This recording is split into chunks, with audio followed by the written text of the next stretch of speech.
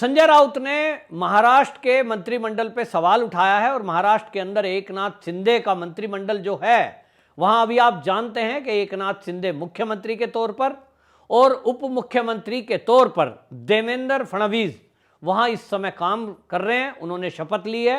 मंत्रिमंडल का विस्तार होना अभी बाकी है, लेकिन संजय राउत ने इस मंत्रिमंडल पर सवाल उठाया है और उन्होंने राज्य के राज्यपाल भगत सिंह कोश्यारी जी को कहा है कि वो जब तक यहां मंत्रिमंडल का विस्तार छोड़िए, जब तक सुप्रीम कोर्ट का निर्णय ना आ जाए विधायकों की अयोग्यता को लेकर के, तब तक यहां राष्ट्रपति शासन लगाया जाए, क्योंकि ये जो निर्णय लिए जा रहे हैं ये 2 मंत्रियों के द्वारा लिए जा रहे हैं जो कि असंवैधानिक हैं।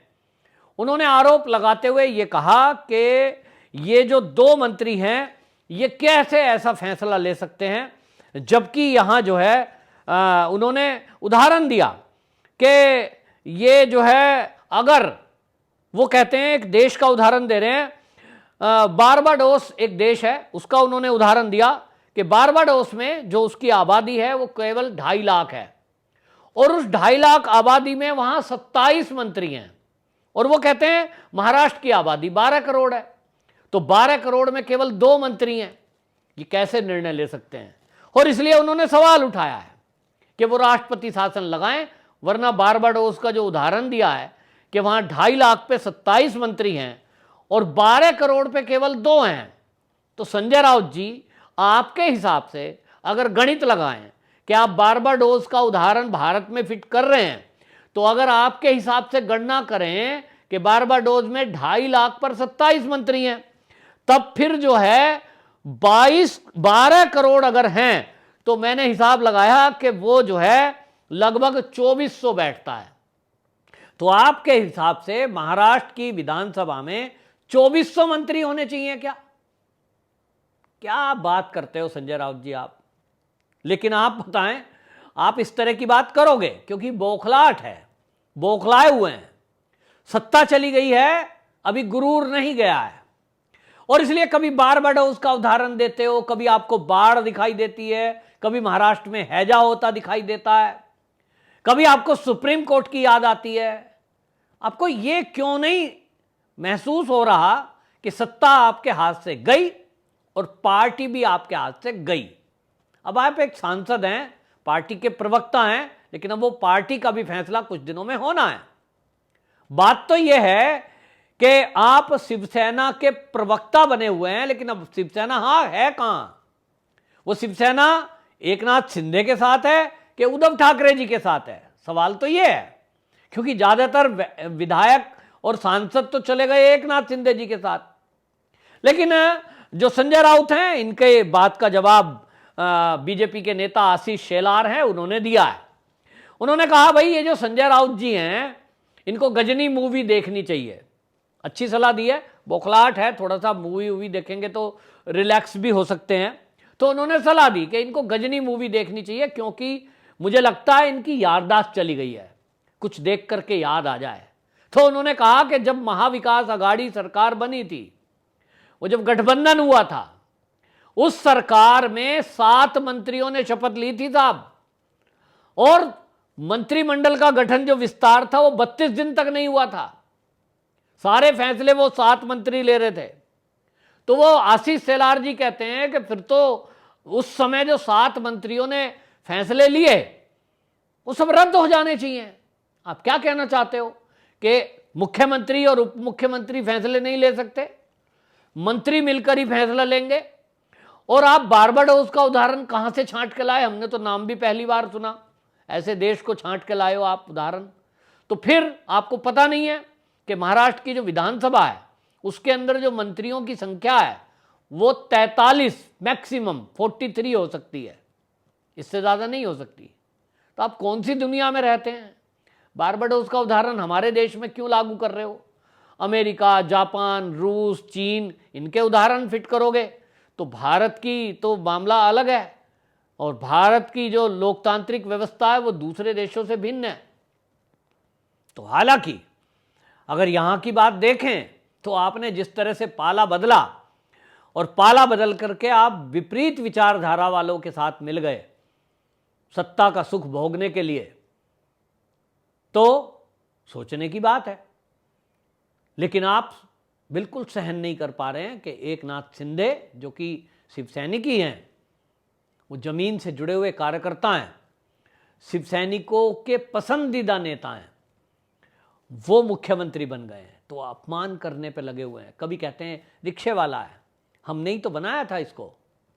भाई कोई किसी को नहीं बनाता, स्वयं के कर्म और ये हाथ की लकीरें जो जन्म पत्री में जन्म लेने के समय वो कहते हैं कि प्रारब्ध पहले लिख दिया बन जाता है, शरीर बाद में बनता है। तो उनके अपना नसीब है, उस किस्मत में वो लिखवा के लाए हैं। एक चाय वाला देश का प्रधानमंत्री हो सकता है, तो ऑटो रिक्शा या रिक्शा चलाने वाला एक झोपड़ी में पैदा हुआ बंदा है, वो मुख्यमंत्री क्यों नहीं हो सकता? किसी एक परिवार में पैदा हो गए, आपके माता पिता में कोई बड़ा नेता था, फिर उन्हीं का बेटा, फिर आगे उसका बेटा, फिर उसका बेटा, क्या वही सिंहासन पर बैठ सकते हैं? वही मुख्यमंत्री और मंत्री बन सकते हैं? ऐसा कहाँ लिखा है? लोकतांत्रिक व्यवस्था में तो है नहीं। पहले चलता था राजशाही, एक राजा है, बाकी प्रजा हैं। राजघराने में जो पैदा होगा रानी के गर्भ से, वही राजकुमार कहलाएगा, वही गद्दी पर बैठेगा। संजय राउत जी जरा इस चीज़ों से बाहर निकलिए। देश आज़ाद हो गया और 75 साल तो आज़ादी को हो गए, तो देश का कानून बन गया है। वो सब जागीर वगैरह जो होती थी वो सब खत्म हो चुकी, राजा रजवाड़े। इस समय लोकतांत्रिक व्यवस्था है, और इस लोकतांत्रिक व्यवस्था में जो नंबर गेम है उसके अनुसार आज मुख्यमंत्री एकनाथ शिंदे जी हैं और पूरी तरह वैलिड हैं। ये बात अलग है कि आपकी बात इतनी तो सही है कि अभी कोर्ट में केस है, कि वो जो कोर्ट में केस गया है उसमें वो जो विधायकों की मान्यता की बात है वो सही है या नहीं, वो मामला उलझा हुआ है। लेकिन आप आज के समय में ये नहीं कह सकते कि ये सरकार असंवैधानिक है, फैसले गलत ले रही है, क्योंकि राज्य में एक राज्यपाल है और उनको गठन कराने का अधिकार है सरकार को। और वो भी ऐसे नहीं है कि अंधेर कर दी है कि 20-50 विधायक थे एकनाथ शिंदे जी के साथ और कोश्यारी जी ने एक तरफा फैसला ले लिया उद्धव ठाकरे से, कोई उनको चिढ़ थी, विरोधी दल है इसलिए हटाओ और इसको लाओ, ऐसा तो नहीं है। कोश्यारी जी भी राज्यपाल हैं, लेकिन वो संवैधानिक पद पर रहते हुए संविधान से बंधे हैं और संविधान की जो प्रक्रियाएं हैं उन्होंने उसको पूरा किया है। नंबर गेम क्या है, कितने नंबर एकनाथ शिंदे जी के पक्ष में है, वो सारा डाटा उनके पास है, देखा है उन्होंने। विधायक गए हैं, पत्र गया है, सहमति पत्र गया है, तो भारतीय जनता पार्टी के साथ मिलकर उन्होंने सरकार बनाई है। और इसलिए आप उस सरकार को बार बार असंवैधानिक असंवैधानिक कहेंगे तो ये ठीक नहीं है। उसको अब वो मुख्यमंत्री हैं, उनको समय दीजिए, समझिए। और जहाँ तक अब ये सोच रहे हैं कि मंत्रिमंडल का विस्तार होगा, उसमें जो मंत्री नहीं बनेंगे वो तो अब वापस आ जाएंगे, अभी तक उम्मीद लगाए। तो देखना होगा कि मंत्रिमंडल का विस्तार, उसके बाद एकनाथ शिंदे जी के पास जो विधायक उद्धव ठाकरे गुट को छोड़कर गए हैं, क्या वो वापस आते हैं कि नहीं। लेकिन इतना तो मैं बता दूं आपको कि वो जो मंत्री हैं, जो विधायक हैं, सॉरी, वो जो गए हैं, उन सबको पता है कि मैक्सिमम मंत्री महाराष्ट्र के अंदर 43 बन सकते हैं, 43, तब फिर हमारा नंबर कहाँ है। हाँ, ये बात अलग है, किसी सीनियर लीडर को लगता होगा, किसी जूनियर को लगता होगा कि मेरा नंबर है। उस सब में सबको मंत्री बना दिया जाएगा, ऐसा किसी ने आश्वासन नहीं दिया होगा, इतना तो मुझे भी लगता है। मेरी जो अपनी समझ है और जो सूत्र हैं वो भी बताते हैं कि उन विधायकों को जो उद्धव ठाकरे गुट को छोड़ के गए हैं एकनाथ शिंदे जी के साथ, उनको किसी ने किसी प्रकार का कोई लालच नहीं दिया है। वो केवल अपने अस्तित्व को बचाने के लिए उधर गए हैं। ज़्यादातर विधायकों का कहना यह है कि हम जो हैं आज, अगर हम समय रहते भारतीय जनता पार्टी के साथ आकर ना मिलते तो जो चुनाव आने वाला है, पहले तो बीएमसी का है, फिर हमारा जो चुनाव आएगा 2.5 साल बाद, हम उसमें क्या जवाब देते। हमारे पास इसके लिए कोई जवाब नहीं था। तो ये उन्होंने कहा है, विधायकों की पीड़ा है और उस पीड़ा के कारण वो अलग गए हैं। दूसरा, वो ये कहते हैं कि उद्धव ठाकरे के साथ रहते रहते हमारी कोई बात सुनवाई नहीं हो रही थी, हमारे काम नहीं हो रहे थे और इसलिए भी हमें एक घुटन महसूस हो रही थी।